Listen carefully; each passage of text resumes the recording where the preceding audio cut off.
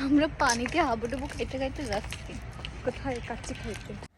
Hello everyone, আসসালামু আলাইকুম। আমি ইটসারিবা, welcome to my new video.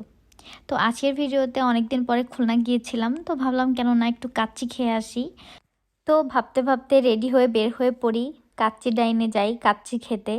তো কাচ্চিটা দেখে মনে হচ্ছিলো এত বেশি মজার, এত বেশি টেস্টি হবে যা বলার বাইরে, আপনারা দেখেই বুঝতে পারতেছেন।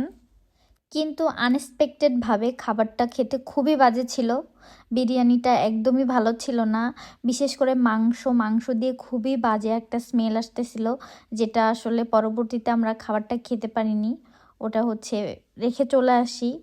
তো কাচ্চি ডাইনের মতো একটা নামকরা প্লেসে খাবারগুলো এমন বাজে হবে, এটা আসলে আনএক্সপেক্টেড।